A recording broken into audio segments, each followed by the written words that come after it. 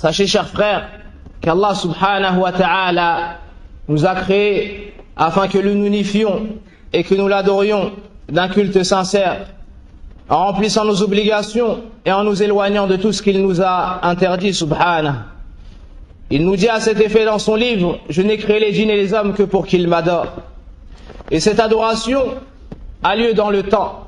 Et pour adorer Allah subhanahu wa ta'ala, tu as besoin de science. Et celle-ci se demande dans le temps. De par cela, tu comprends l'importance du temps dans la vie des gens et plus particulièrement dans la vie du croyant. Celui qui perd son temps aura perdu l'adoration. Et celui qui perd l'adoration aura délaissé la sagesse pour laquelle il a été créé. Et aura perdu, n'aura pas concrétisé la sagesse pour laquelle Allah subhanahu wa ta'ala l'a créé, c'est-à-dire adorer Allah d'un culte sincère. Le temps est un des plus grands bienfaits d'Allah subhanahu wa ta'ala. Et la succession du jour et de la nuit également. Allah nous dit dans son livre, dit: que diriez-vous si Allah vous assignait la nuit en permanence jusqu'au jour de la résurrection? Quelle divinité autre qu'Allah pourrait vous apporter une lumière? N'entendez donc vous pas? Dit: que diriez-vous si Allah vous assignait le jour en permanence jusqu'au jour de la résurrection? Quelle divinité autre qu'Allah pourrait vous apporter une nuit durant laquelle vous vous reposeriez? N'observez-vous donc pas? C'est par sa miséricorde qu'il vous a assigné la nuit et le jour pour que vous vous y reposiez et cherchiez de sa grâce afin que vous soyez reconnaissants. Parmi les bienfaits d'Allah subhanahu wa ta'ala, il y a la succession du jour et de la nuit. Si Allah avait fait en sorte qu'il n'y ait pas le jour, comment est-ce qu'on aurait pu demander notre subsistance et vaguer à nos occupations avec la lumière d'Allah subhanahu wa ta'ala? Et si Allah avait fait si Allah avait enlevé la nuit, comment est-ce qu'on aurait pu se reposer? Tout ceci, tout ce qui a été cité ici rentre dans les bienfaits d'Allah subhanahu wa ta'ala, mais peu sont les gens qui sont reconnaissants. Et Allah nous dit aussi dans son livre: et c'est lui qui a assigné une alternance à la nuit et au jour pour quiconque veut se rappeler ou se montrer reconnaissant. Celui qui n'a pas réussi à faire une chose dans la journée pourra se rattraper la nuit. Et celui qui n'a pas pu la faire durant la nuit pourra se rattraper le jour. Et cela est un grand bienfait d'Allah subhanahu wa ta'ala. Et pour nous montrer l'importance du temps, Allah a juré par plusieurs parties du temps dans son livre, dans plusieurs sourates. Et Allah subhanahu wa ta'ala peut jurer par ce qui lui plaît, peut jurer par ce qu'il veut de ses créatures. Mais le serviteur, lui, le fils d'Adam, lui, n'a pas le droit de jurer si ce n'est par Allah subhanahu wa ta'ala. Allah dit dans son livre, Wal Fajr. Allah dit dans son livre: et par le jour quand il éclaire, Wan Nahari idha tajalla, et par la nuit quand elle enveloppe, Wal Layli idha yarshaha. Allah a juré par le duha, par le jour montant. Il a réuni toutes les parties du temps dans Suratul Asr en disant par le temps, l'homme est en perdition. Pourquoi est-ce qu'Allah subhanahu wa ta'ala jure par le temps dans toutes ces sourates-là? Pour nous montrer son importance, car c'est le moment où se passent et se réalisent les actions du fils d'Adam. C'est dans ce temps-là que tu peux réaliser ton but, l'adoration d'Allah subhanahu wa ta'ala. C'est dans ce temps-là que tu peux concurrencer les autres dans l'adoration d'Allah et construire ton paradis éternel. C'est dans ce temps-là que tu peux demander pardon à Allah subhanahu wa ta'ala pour tes péchés. Et regardez le hadith de celui qui avait tué 99 personnes. Il est parti voir une personne parmi les dévots, il lui a dit: j'ai tué 99 personnes, est-ce que je peux me repentir? Cet homme-là lui a dit non. Il l'a tué, a complété par ce chiffre le nombre de 100. Ensuite, il est parti voir une personne de science et il lui a dit: j'ai tué 100 personnes et je veux me repentir à Allah, est-ce que cela est possible? Il lui a dit: bien sûr. Et qui est-ce qui pourrait se mettre entre toi et ton repentir? Mais tu es sur une terre où les gens sont mauvais. Va dans tel endroit où ils adorent Allah sans rien lui associer et adore Allah avec eux. En chemin, la mort lui est venue. Et se sont disputés les anges de la miséricorde et les anges du châtiment pour récupérer son âme. Les anges du châtiment ont dit: il n'a jamais fait de bien. Et les anges de la miséricorde ont dit, il est revenu vers son Seigneur repentant. Alors Allah a envoyé un ange sous la forme humaine et leur a dit, mesurez la distance d'où il vient et vers où il voulait aller. Et la distance vers laquelle il sera la plus proche, les anges le prendront. Et il fut plus proche de la terre vers laquelle il voulait aller. C'est donc les anges de la miséricorde qui ont repris son âme. Regardez, dans un court instant, il est revenu vers Allah subhanahu wa ta'ala. Dans le temps qui lui était imparti, encore de sa vie, il est revenu vers Allah subhanahu wa ta'ala. Donc, par le temps, on peut se repentir et nous voir pardonner l'ensemble de nos péchés. Il nous faut donc l'occuper de la meilleure manière. Le prophète sallallahu alayhi wa sallam nous dit, personne ne dépassera le jour du jugement dernier sans qu'Allah ne le questionne sur 5 choses. Et parmi ces choses-là, sa vie, dans quoi il l'a passée, et sa jeunesse, dans quoi il l'a écoulée. Sa vie, dans quoi il l'a passée, et sa jeunesse, dans quoi il l'a écoulée. Donc le jour du jugement dernier, nous serons tous questionnés sur le temps et comment nous avons utilisé ces minutes et ces heures. Est-ce qu'on les a mis dans l'adoration d'Allah ou est-ce qu'on les a perdus dans sa désobéissance? Wal'iyadhu billah. Nous devons tous préparer une réponse pour ce jour qui sera terrible.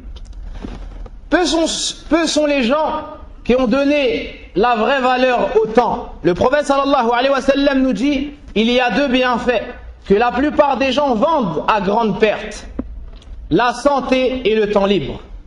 La santé et le temps libre. Peu sont les gens qui ont connu la valeur de la santé et la valeur du temps libre. Celui qui occupe son temps dans l'adoration d'Allah subhanahu wa ta'ala gagnera tout le bien dans ce bas monde et dans l'au-delà. Et celui qui le perd dans sa désobéissance recevra un châtiment dans ce bas monde-là, et on a peur pour lui d'un grand châtiment le jour dernier. Celui qui préserve son temps aura la joie dans ce bas monde et dans l'au-delà. Et mieux que tout cela, Allah le fera entrer au paradis. Allah nous dit dans son livre, le paradis sera rapproché des pieux. Ça, c'est le jour du jugement dernier. On va rapprocher le paradis et l'enfer de la place du jugement dernier. Allah nous dit dans son livre, le paradis sera rapproché des pieux. Voilà ce qui a été promis à toute personne awwab. Awwab el-Awwab, Ibn Baz rahimahullah ta'ala nous dit, c'est la personne qui revient vers Allah constamment, à toute heure, à toute minute, avec son cœur, en l'invoquant, avec la crainte, avec son amour, son espoir. À chaque instant, il revient vers Allah subhanahu wa ta'ala. À chaque instant, il essaye d'adorer Allah tabaraka wa ta'ala, en augmentant son amour pour lui, sa crainte, en se dirigeant vers lui par les invocations. Hafiz, il nous dit, c'est celui qui a préservé son temps. C'est celui qui a préservé son temps, s'est éloigné des péchés et a rempli son temps d'obéissance à Allah subhanahu wa ta'ala. Et les pieux prédécesseurs parmi les compagnons et ceux qui sont venus après eux plutôt, ont compris l'importance du temps. C'est pour ça qu'Abdullah ibn Umar radiallahu anhu nous dit, lorsque tu arrives au soir, n'attends pas le matin. N'attends pas le matin, fais comme si tu allais mourir durant la nuit. Celui qui, en allant se coucher, se dit peut-être je vais mourir dans cette nuit. Est-ce que vous pensez qu'il va délaisser l'adoration d'Allah subhanahu wa ta'ala? Est-ce que vous pensez qu'il va se noyer dans ses péchés? Certainement pas. Mais il va tout faire pour se rapprocher au maximum d'Allah tabaraka wa ta'ala. Ensuite il nous dit, et lorsque tu arrives au matin, n'attends pas la nuit. Et prends de ta bonne santé pour les jours où tu seras malade. Et prends de ta vie pour le jour où la mort viendra à toi. Al-Hassan al-Basri, rahimahullah ta'ala, nous dit, il n'y a pas un jour qui vient à toi, ô serviteur d'Allah, sans qu'il ne te dise, je suis une nouvelle créature. Et je serai témoin de tout ce que tu vas faire. Alors, prends tes provisions en moi, c'est-à-dire dans ce jour. Car lorsque je partirai, je ne reviendrai plus jamais, si ce n'est le jour du jugement dernier. Chaque jour qui vient, lorsqu'il part, il ne revient plus, jusqu'au jour dernier.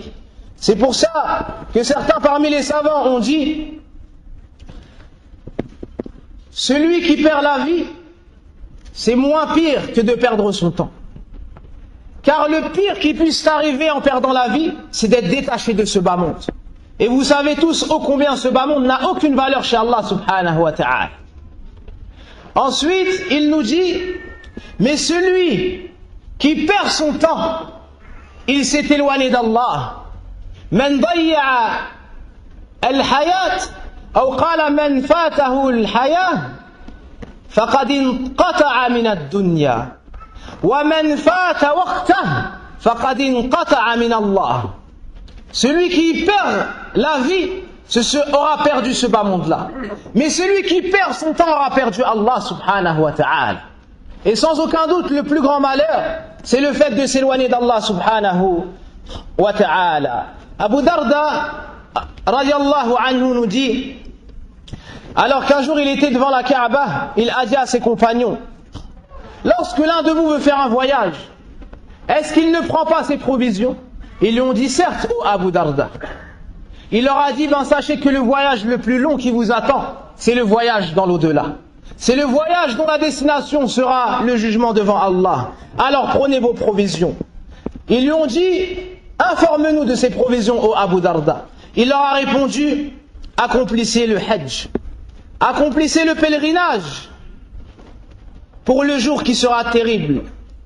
Priez 2 unités de prière dans la nuit pour la solitude que vous allez rencontrer dans la tombe.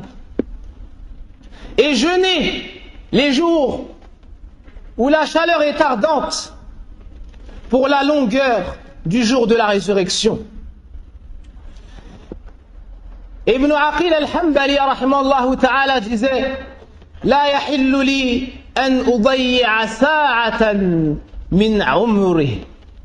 Je ne permets pas à ma personne de perdre 1 heure dans toute ma vie. Je vois que cela m'est interdit. Pourquoi cela? Car ils avaient compris l'importance du temps. Jamaluddin al-Qasimi يقول يا ليت الوقت يباع فاشتريته. Un homme a dit, j'aurais tant aimé que le temps soit une marchandise, alors j'aurais dépensé mon argent pour pouvoir l'acheter. فكان الوقت عندهم أعلى من الذهب. Donc le temps chez eux avait plus d'importance que l'or et l'argent et tout ce bas monde-là. Ibn al-Qayyim rahimahullah ta'ala nous dit, le temps se divise en 3. Amma al-ams faqad dhahab. Le premier moment, c'est hier, le temps passé. Ce temps-là est parti et tu ne pourras jamais le rattraper. Amma ghadan fala'allaka la tudriku. Le deuxième moment, c'est demain et le futur. Et il se peut que tu ne l'atteignes jamais. Le troisième temps, Amma al-yawm fahuwa laka fa'mal fihi. Le troisième moment, c'est aujourd'hui. Alors agis. Alors agis, c'est-à-dire adore Allah subhanahu wa ta'ala dans ce temps-là. Voici l'importance du temps chez les anciens. Et celui qui perd son temps, wa na'udhu billah min dhalik. Écoutez ce que ces gens diront le jour du jugement dernier. Écoutez comment Allah subhanahu wa ta'ala nous décrit leur état. Ces gens-là, le jour du jugement dernier, vont dire Rabbi irji'un. Ils vont invoquer Allah subhanahu wa ta'ala afin qu'Allah les fasse revenir dans ce bas monde-là pour qu'ils puissent l'adorer. Et dans un autre verset, afin de pouvoir dépenser de mon argent, de faire des aumônes et de faire les adorations que j'ai délaissées. Mais on va leur dire c'est trop tard. On va leur dire c'est trop tard. Et quand ils vont dire est-ce que je peux revenir dans ce bas monde-là? Est-ce que c'est pour épouser les femmes? Est-ce que c'est pour prendre de l'argent? Non. La'alli a'malu salih. Pour faire des bonnes actions. Donc aujourd'hui, Allah subhanahu wa ta'ala nous a laissé du temps. Nous a laissé des minutes. Et le Hassan al-Basri nous dit, ô fils d'Adam, tu n'es qu'un ensemble de temps, un ensemble de minutes et de jours. Chaque jour qui passe, c'est une partie de toi qui meurt. Allahumma salli ala Muhammadin wa ala ali Muhammad, kama sallaita ala Ibrahim wa ala ali Ibrahim, innaka hamidun majid. اللهم بارك على محمد وعلى ال محمد كما باركت على ابراهيم وعلى ال ابراهيم انك حميد مجيد.